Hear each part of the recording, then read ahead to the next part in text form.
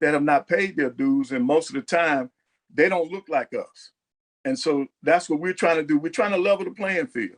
We're trying to level the playing field, and I think it's going to take time. This was our first year with this initiative.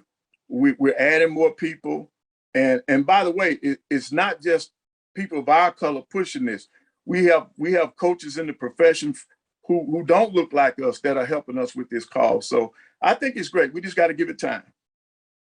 Visiting with Coach Vann Pettaway, former men's basketball coach at Alabama A&M. Coach, a couple of things to talk about, and you're going to lead the way in this discussion. Number one, the NBA draft just passed, and teams have wants. I always put wants versus needs, and what they want may not necessarily correlate to their needs. But overall, the NBA draft, what are your thoughts on the draft and the potential, the picks and their potential to have a long career? Well, I think the NBA is in good shape, because when you look at the draft, the people that went in the first two rounds, well, there are only two rounds, the people who were drafted, these people got a lot of talent. And we're seeing that as you watch the NBA Summer League, like Cade Cunningham and Jalen Green, they've already started their rival. You know, Jalen felt like he should have been the first person picked in the draft because, you know, he didn't go to college. He was one of the first players to just go straight to the D League. You know, he played in the D League, but he still felt like he was the best player. And he said it publicly, you know, after one of the games. So he's coming in there with a chip on his shoulder. But Cade Cunningham, I think he deserved that number one spot. He's a real deal. So now I think Detroit got a good one. I think the Rockets, with their multiple picks in the first round, I think they've helped themselves some. And overall, this is a good draft. When you drop down to number 5 and you can get a kid like Jalen Suggs, who's just tearing it up from BYU. But now, unfortunately, I think he got hurt yesterday, so he probably won't play anymore. And then, of course, Scotty Barnes from Florida State, Leonard Hamilton did a great job with him and got him ready to go.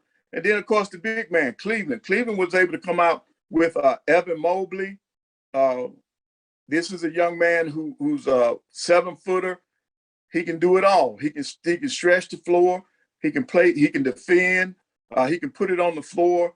And man, is he a shot blocker. So overall, I think the draft demonstrated that there's a lot of good talent out there. Some of the kids dropped like prior to the draft. A lot of people thought Cooper, the point guard from Auburn, would be in the first round. He drops to the second. He goes back to the Hawks. He dropped down to the Atlanta Hawks, and he's from that area. So I'm really concerned about that, because that means that he's staying in the same circle that he grew up in, and sometimes that's not the best thing for him. And I think with him dropping in the draft, I don't think it had anything to do with his athletic ability. So being with the Hawks and around some of the same people that he grew up with, that might not be the best ticket for him. But overall, this was a pretty good draft, and I'm excited. I'm looking forward to the NBA season, the upcoming NBA season. And then after those draft picks, everybody hit the free agent market. And man, we got some teams that really improved. You know, everybody's talking about the legends, or no, the Grateful Dead. That's what they're talking about with the Lakers, because because of the age of the people that they brought in. You know, with Dwight Howard and Melo coming in there to help LeBron.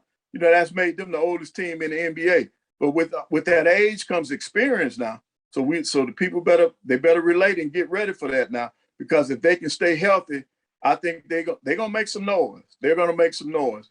And then of course, free agency helps some teams, and I think it can hurt you also.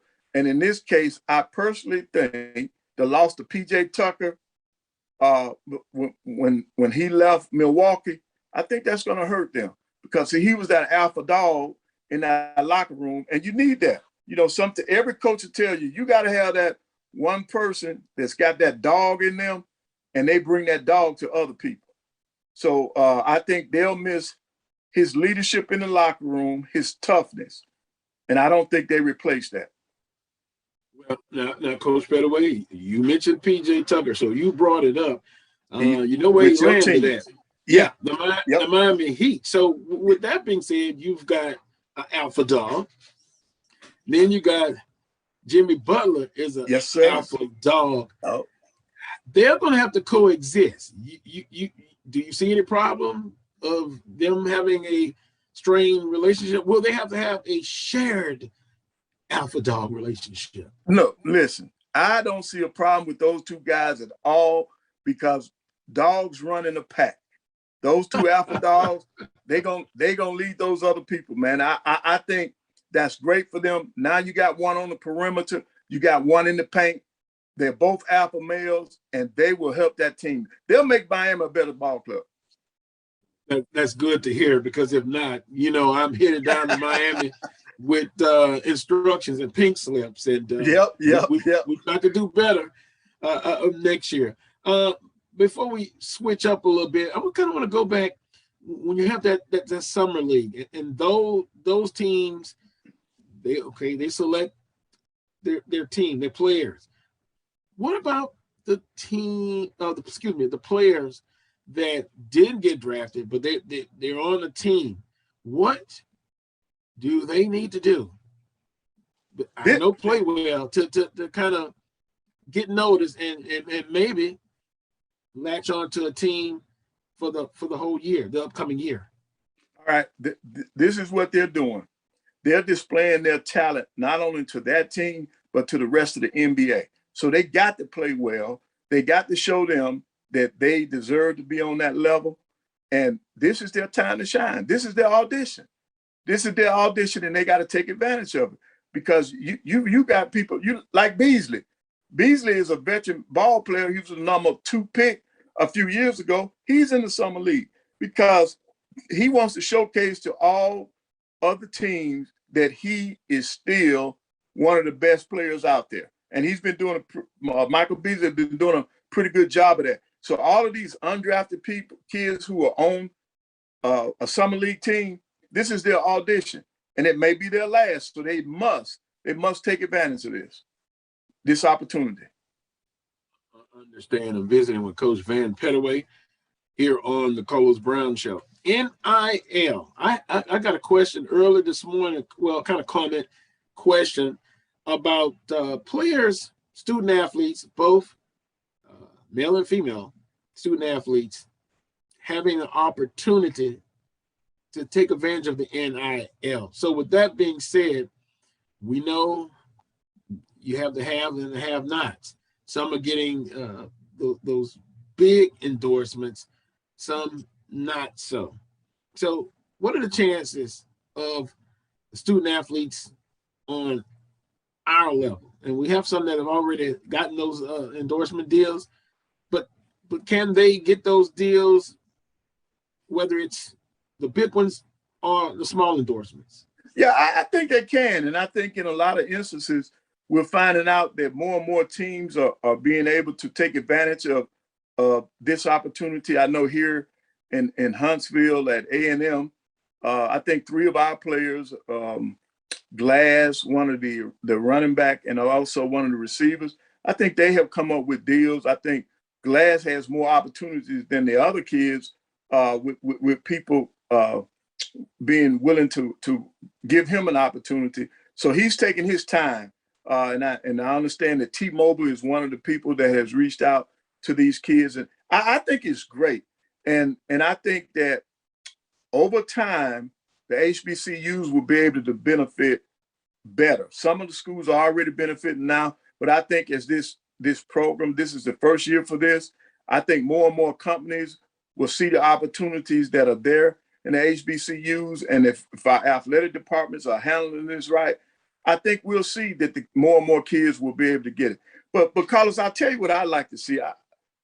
I would like to see more schools do what Miami did. One of the deals that Miami has is for all the athletes. Now, whether those kids get another opportunity or not, it doesn't matter. They already got something in place for everybody on the football team. All right. And then, of course, the stars, they're going to get additional sponsorship. Well, that's all right, because all the players have something. I like what BYU has done. BYU got their NILs for the walk-on in their program. And that's outstanding. You giving kids who are paying their own way to school an opportunity to put money in their pocket, which is up to them now. They can go ahead and give their parents a break by using that money to help pay for them going to school, or they can sit on it or invest it, either way. But I just think BYU is doing it the right way. They're looking out for athletes other than their stars. And I think more programs need to look at that model. And I think it'll be a success if you do it that way. But if you continue to allow only the top athletes to benefit from this, I personally can see that being a problem down the road. Well, we will definitely look and see, say 5 years from now, how things have become either better, not so good, but we think it will be better. But I guess we'll get an update and we'll be able to look at the time frame from year one implementation to say 5 years from now. Coach, you have any other comment about NIL? Well, I think it'll be more opportunities for our schools, and I look forward to seeing how creative some of these athletic directors and some of these universities can be in getting deals for their athletes. And then they got to look at more than just football and basketball. I think you got to look at some of the other sports because across the country, there's a set of twins that play female basketball, volleyball players. They got a great deal. You got gymnasts who have great media followings. They've been able to come up with NIL deals. So it's going to be up to the university. This is all new, so it's going to take time for everybody to figure out the best way to help their athletes. But I just hope that our schools, the HBCUs, get together so they can figure out how best to serve our athletes, because these kids on our level, they deserve it more than some of the other conferences. Visiting with Coach Vann Pettaway, former men's basketball coach at Alabama. And then I guess in future shows, we'll talk about etiquette on court side for the coaches. Because Coach, I remember you very animated, you had a lot of energy. Right. Well, I have a passion for the game. See, I have a passion for the game. And see, like when you're recruiting kids, like I say to the parents, I say, well, his coach or some coaches, they want you to play hard. I demand that you play hard. There's a difference. So if you got passion for it, I think that's why I was able to stay in it as long as I did, because I did have passion for the game. And to be able to just pass on my knowledge and my life skill knowledge to the players, I think that's been the greatest accomplishment that I've had during my coaching career.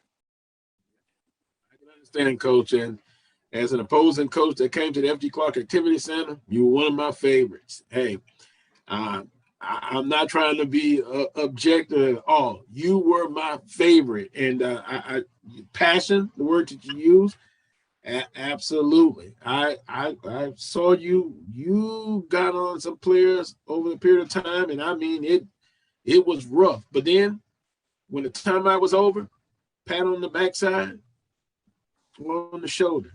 And so I knew Coach Pettaway really cared. Not only making them better players, but better persons. Right. So kudos to you. Coach, in the Olympics, something happened with Coach Daly that many people may have overlooked it. Talk about the accomplishment that she's had from a coaching standpoint in the Olympics, and she's added another medal, another reward on her resume. Right. Coach Don has done an outstanding job as a coach. She's at University of South Carolina. She's already won a national championship. But I think the biggest thing people should look at, as a player, she won gold, a couple of golds. And then as an assistant coach, she won gold. And now she's a head coach of the Olympic team, and she wins a gold. I don't think you're going to find that on anybody else's resume. She's done an outstanding job. She's been involved in every gold medal that the United States women have had. And I think that's a great accomplishment. I hated to see the news the other day when I heard that she was stepping down. But to be honest, she has nothing else to prove. She's done it all. She's done it as a player. She's done it as a coach. And my hat's off to her. She has done an outstanding job of galvanizing those women, that women's team, and they did a great job. You know, a lot of people were skeptical in the beginning because they did just like the men. They dropped the exhibition game, okay? But in the Olympics, they didn't take no prisoners. You know, they kicked tail in the Olympics, and that's what you wanted to see. And then if I could switch over to the men, I know when our men lost the exhibition, everybody was, you know, were down on them. And then, of course, they get in the Olympics, they lose that first game to France. But this is what we don't understand, or some people don't understand. We're putting together an all-star team to play in the Olympics. The other countries, the bulk of their players play together all year round. So they got consistency. They got continuity. They know each other. Our men and women are the women had more time this year than the men to prepare for the Olympics. But in our men's case, the first game that they played, 3 of their players that they were counting on got into the Olympics 2 hours before the game. So now how are they supposed to fit in the system? How are they supposed to be ready to play? How are they supposed to gel with their teammates? That's why I was never worried. But I said, the longer they stay in it, they will learn each other. They'll learn the coaches. They'll learn the different things that each other needs and wants on the floor, and they'll come together. And they did. So we shouldn't be until we as a nation decide that we're going to start doing the same thing as the other team, have a group of players year round to get ready for the Olympics. We just got to be patient. We got to either be patient or allow more time for those professional athletes to practice and gel. Because as long you got the talent, but you got to learn how to play with each other. And the only way you can do that is over time. So practicing for 4 or 5 days with an all-star team, you're not gonna be the best. That's just like you coming in, you bringing the team into my place. You got all freshmen, and I got some juniors and seniors.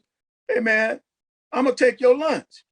I'm gonna take your lunch because your freshmen might be talented, but they have not had an opportunity to play together very long. So my veteran team should be able to beat your team based on the fact that we have the most experience.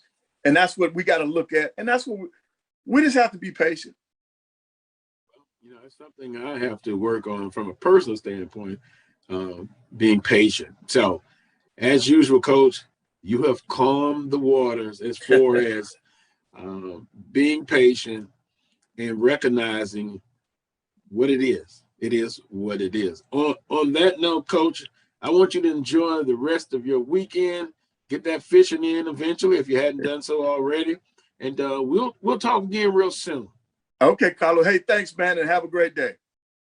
Appreciate you, Coach. Everybody be blessed and be safe. Yes, sir. Be blessed and stay safe. That was Coach Vann Pettaway, former men's basketball coach at Alabama A&M.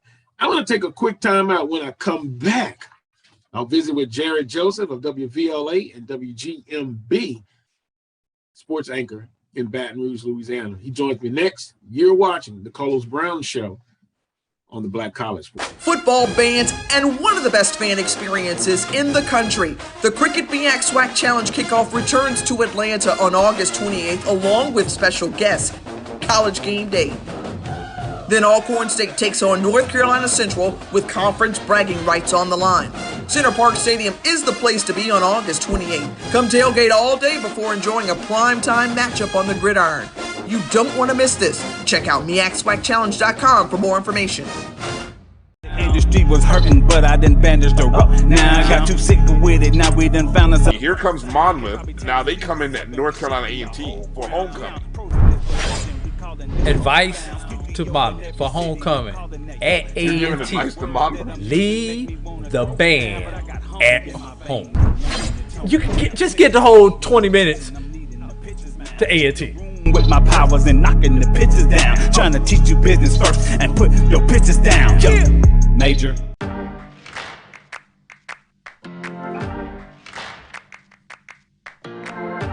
My grandfather was a case in that study. He worked as a firefighter where the Tuskegee Airmen trained. He and I were phenomenally close. The syphilis study happened for 40 years. Penicillin was found to be the most effective treatment, but the men were denied the treatment.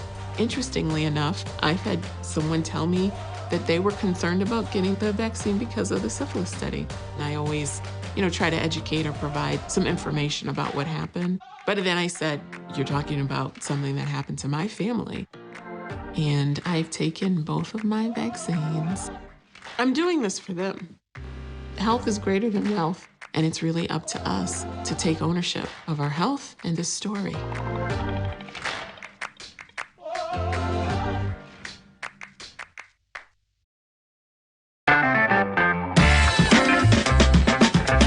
Your ad could be ran here. MyJBN.com/support. MyJBN.com/support for more information. Sugar Chateau Desserts is a specialty bakery located in the Charlotte, North Carolina metro area. We will create delicious and one-of-a-kind treats for any occasion. Sugar Chateau is currently shipping cakes in a jar, offering a variety of different flavors in a single-serve container that can help you celebrate in accordance with social distancing. Place your orders today by calling 803-526-7895 or visiting sugarchateaudesserts.com.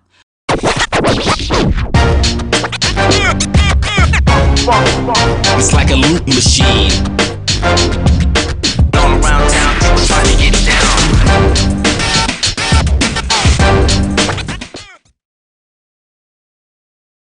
You're looking for the latest information on Southern University sports, the Southwestern Athletic Conference, and HBCU athletics. There's only one place to go. Tune in to the Carlos Brown Show, exclusively on the Black College Sports Network.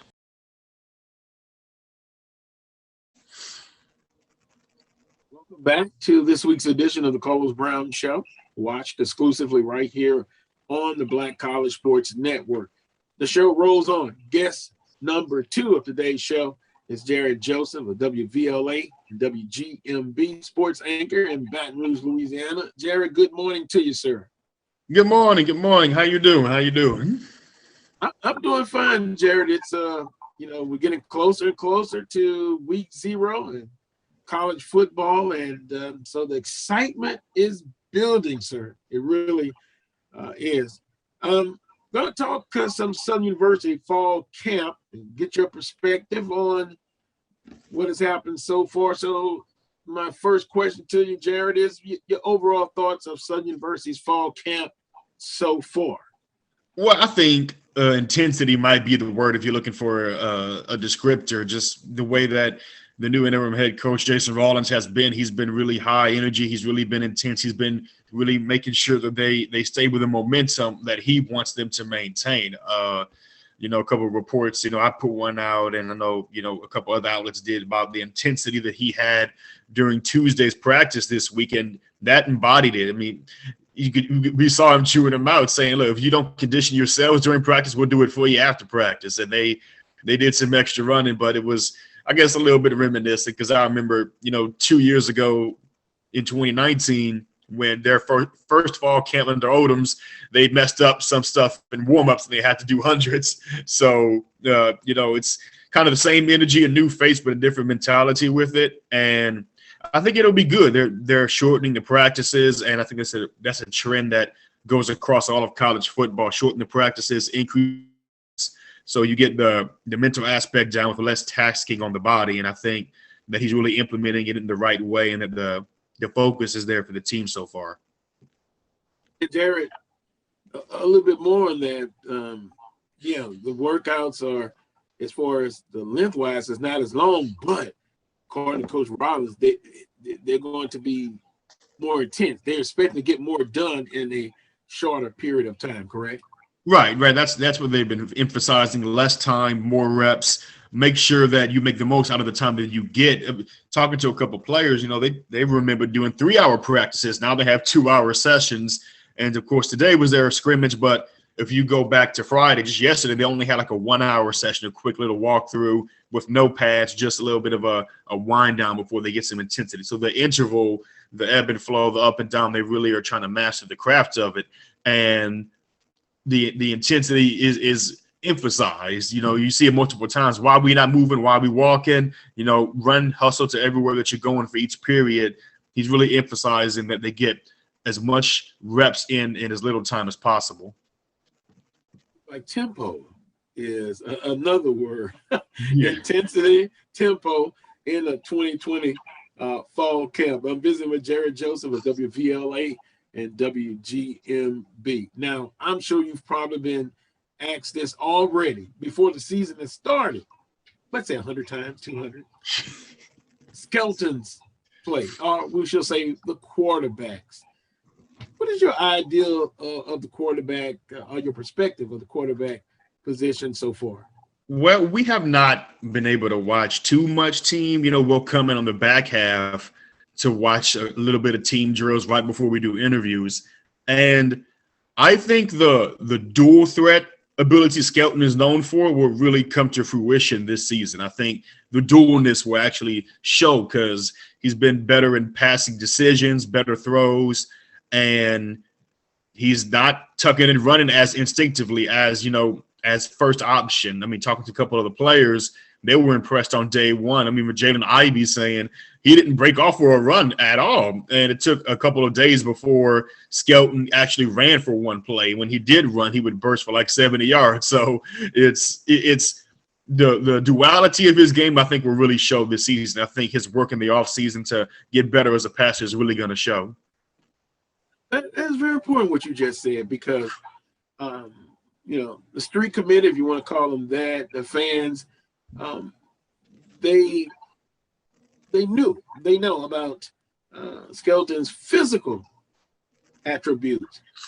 They want to see improvement in the passing area, the intangibles. If you go through your progressions, if 1, 2, 3, and so it sounds like what you're saying, and I don't want to put words in your mouth, but there has been, according to the players, improvement in that aspect.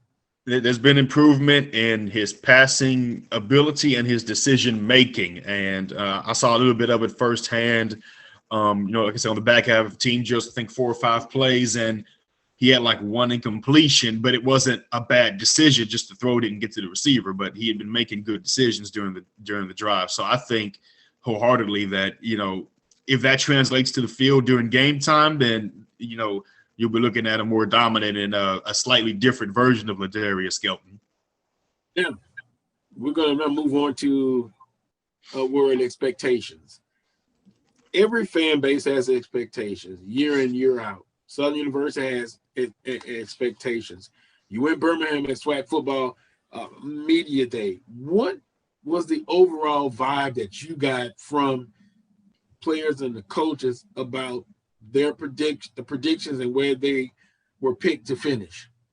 Well, I think it all just boils down to them just saying, hey, that's just preseason. They still got to come out and play us. I know Southern was very energetic.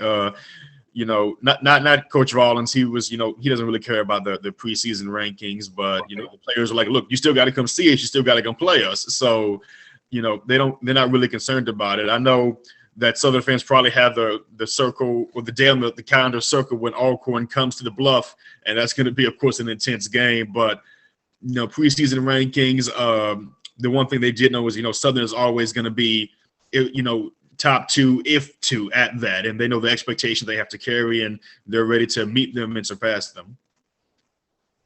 And it's interesting. You hit it. The prognosticators, they put out the predictions. The media per se doesn't have a vote on the prediction, and that's to gauge the interest and get the interest up. But with that being said, did you get the feeling that out of the predictions in the all-conference teams, who would Jared say is a team or player that we should be aware of that could possibly mess up all those predictions and predict the order of finish? Well, I mean that's a tall task to answer. One player who could throw the book at him. I think honestly, I think the thing is that Alcorn comes to the SWAC West, and then now Southern, who is usually picked to finish as the SWAC West champs, gets bumped to second to finish the Alcorn.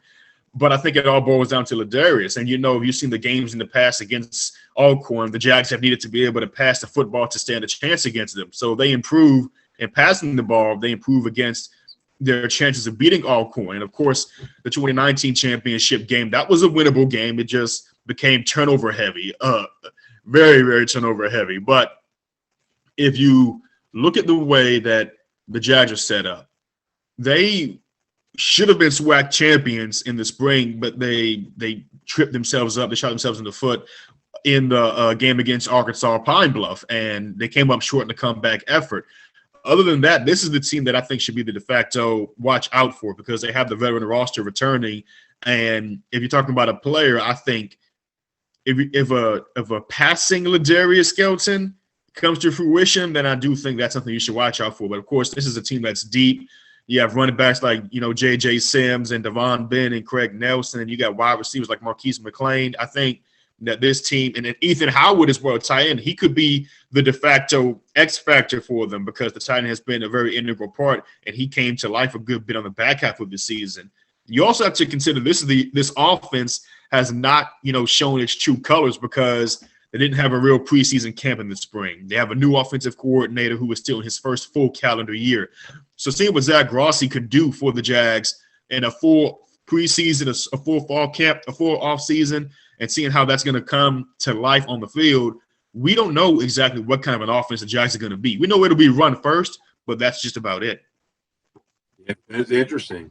I was sitting there trying to put percentages in my head. 60% run, 40% pass, 55% run, 45% pass, Jared. I'm sitting there thinking. I don't know. I think you'd be fine saying 60-40.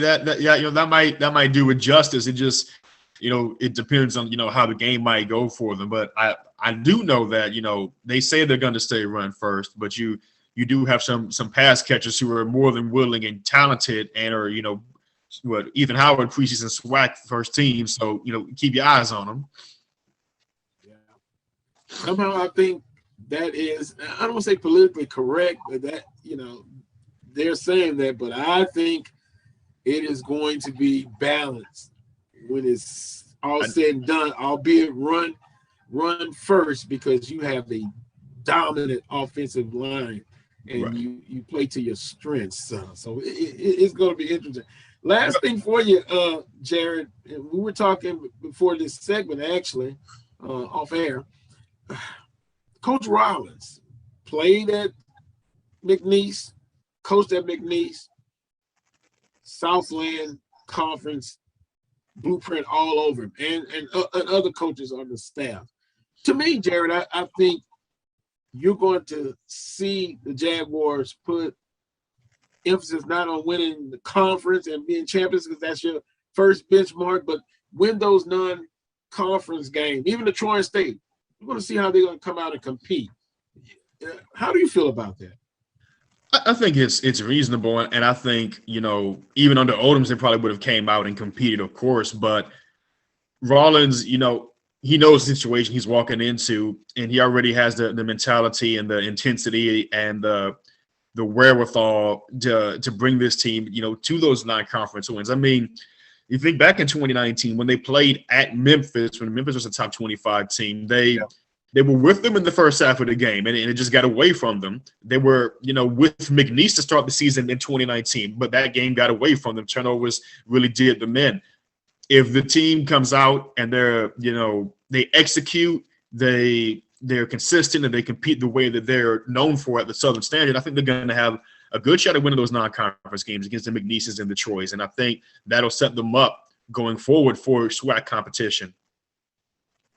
Well, Jared, it's been a pleasure visiting with you. And if you would like to, social media information for those and you guys plan for covering Southern University in this fast-paced upcoming 2021 football season. Right, where you can find me on Twitter at Jared P. Joseph, Jared P. Joseph, and of course, my co-workers at B. Holland Sports, at Chester Boucher, and at Brooke Chesney, actually, and at BR Proud. BR Proud is for our Twitter account for our main station.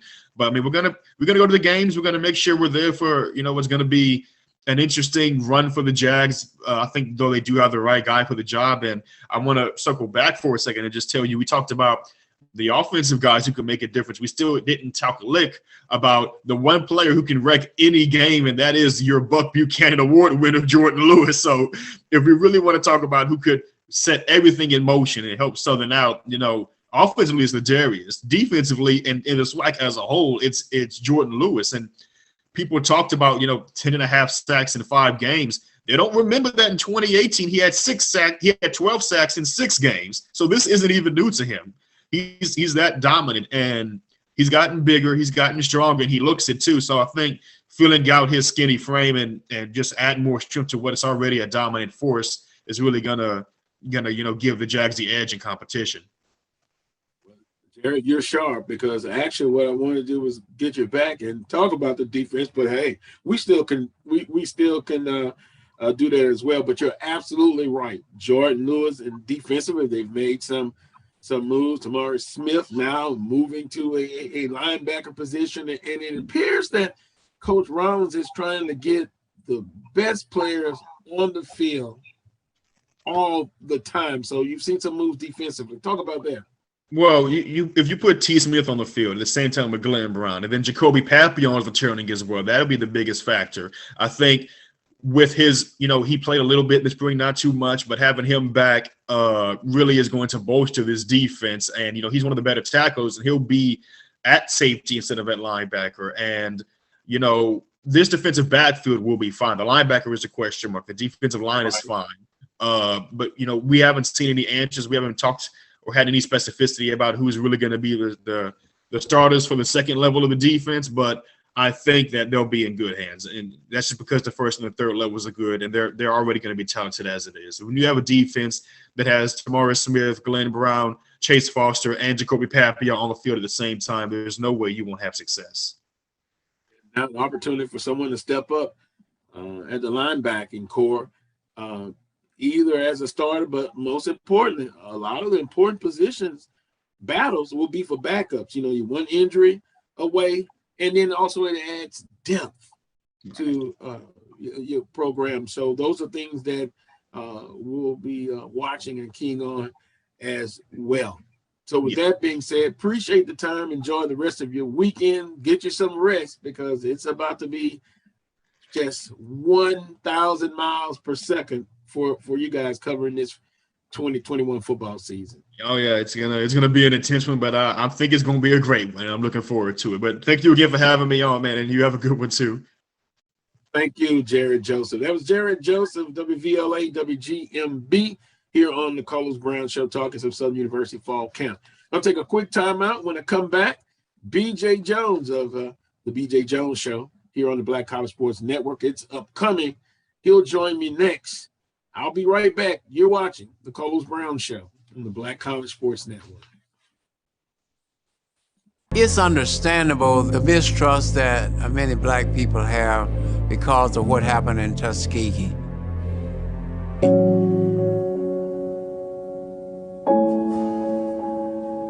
I made a statement, and I took this as my platform. Elect me mayor of Tuskegee, Alabama, and never again will we allow the federal government, the state government, or any other governmental body to come into Tuskegee, Alabama and take advantage of our people. That was my platform, and I meant it.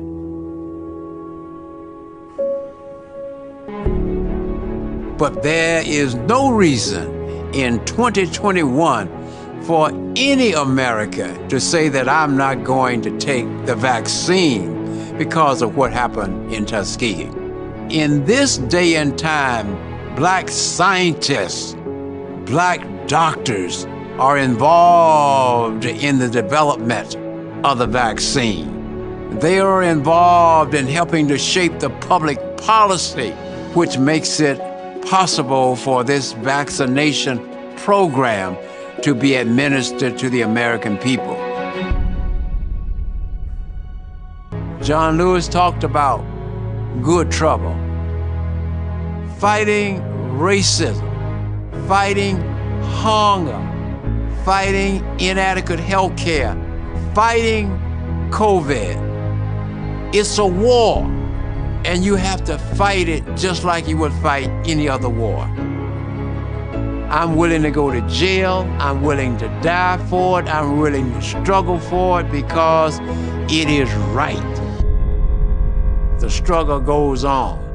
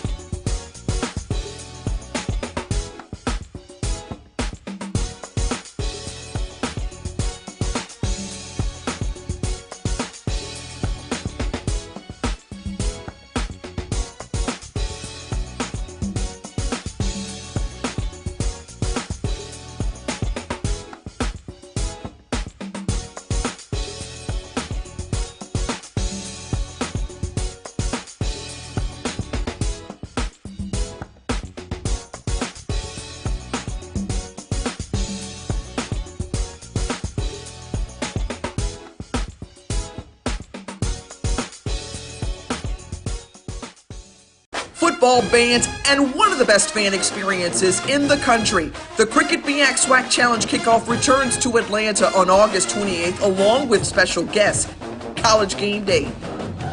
Then Alcorn State takes on North Carolina Central with conference bragging rights on the line. Center Park Stadium is the place to be on August 28th. Come tailgate all day before enjoying a primetime matchup on the gridiron. You don't want to miss this. Check out MEACSWACChallenge.com for more information.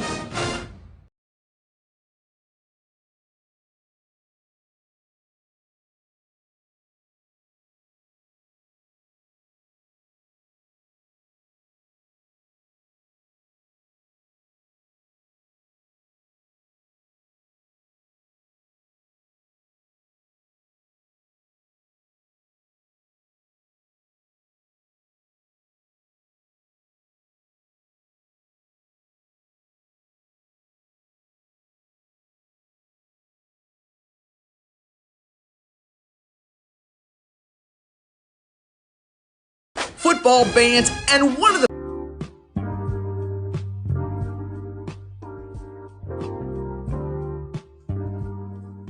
This is the BCSN Pod Zone, your place for the news, views, and conversations about all things related to HBCU athletics.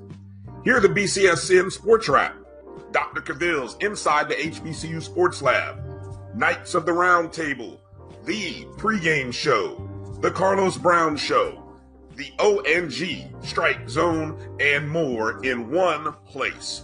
We are changing the way you consume HBCU sports, one broadcast at a time.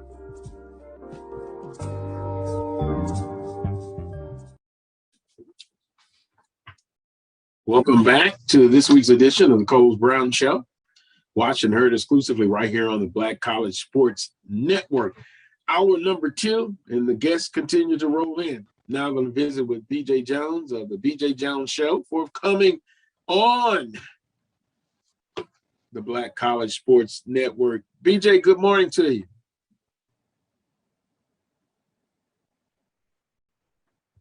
BJ, mute your mic. Unmute your mic. Oh, that's all right. That's all right. I was saying good morning to you. How you doing? Man, doing pretty good, man. Doing pretty good, man. It's really officially game week for us here in high school football. Had a scrimmage on last night. Was able to see some things and really evaluate some kids and really walked away impressed, by some of our younger kids and their ability to compete, and very enthusiastic to get it started next Saturday, 5 o'clock. It's that time, man. On the high school level, yeah. Locally, they have jamborees, like a practice game, and then you get ready to for the regular season. Now, but we're going to talk some Southwestern Athletic Conference football, and of course, sleeper teams. What does BJ Jones say as far as his sleeper team or teams? All right, so I got a couple. I think one of them is the forgotten team, and that's the Western Division winner from the spring. That's Arkansas Pine Bluff. I think a lot of people have written off Arkansas Pine Bluff and forgetting the amount of talent that they're bringing back. We talk about the talent that they lost, but Tyron Ralph is still on that football team. The quarterback is back. They picked up a solid running back from UCA, who was a Southland Freshman of the Year a few years back. Jalen Thigpen is still on that football